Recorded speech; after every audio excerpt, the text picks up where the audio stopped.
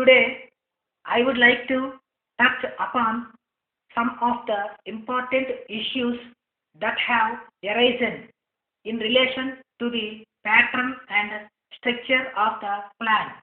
One important issue is whether we are doing enough for agriculture as compared to the other sectors, whether we are concentrating too much on heavy industry and not doing enough for consumer goods. Again, it is very often criticized that we are not doing enough for social services, particularly in regard to education. No doubt, there is a very considerable increase of expenditure under education.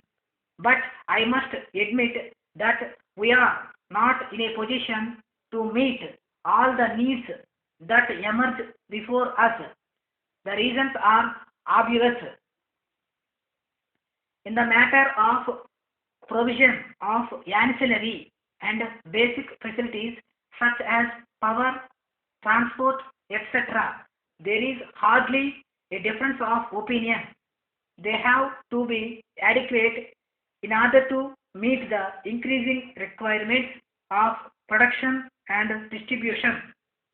So far as we have been able to judge, adequate arrangements have been made for those purposes.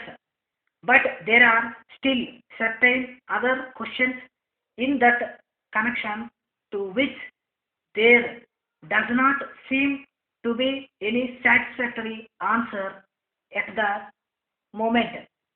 For example, road development has not received adequate attention, and for shipbuilding, we have not been able to make sufficient provisions.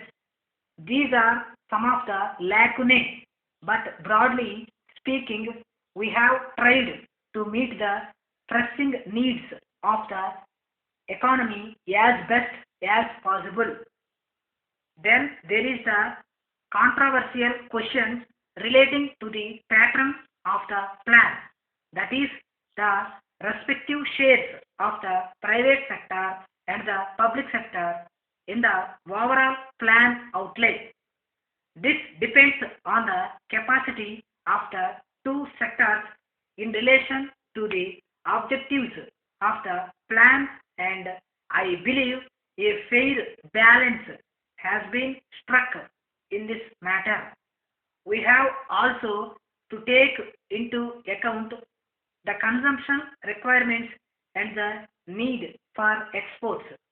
We have also to ensure whether various targets laid down provide adequately for exports in the case of certain items in order that we may not expose ourselves to serious difficulties regarding balance of payment.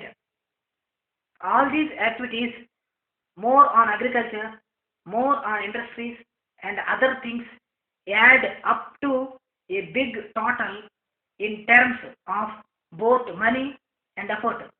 This means a corresponding increase in the size of the plan. It should not also be forgotten that the investment in the third plan will be practically as much as the total of investments during the first and second plans put together. Some doubts are raised whether we will be able to manage this and whether what we have indicated in the plan is adequate. I may straight away inform the critics that in the draft plan itself, it has been stated that in some directions we will have to consider the feasibility of increasing tentative provisions made under certain heads. Some of the needs are indeed very vital, but we have not yet got the schemes for those sectors properly worked out. Therefore, some revisions will have to be made in certain directions. It follows naturally that the efforts that have to be made may be larger still.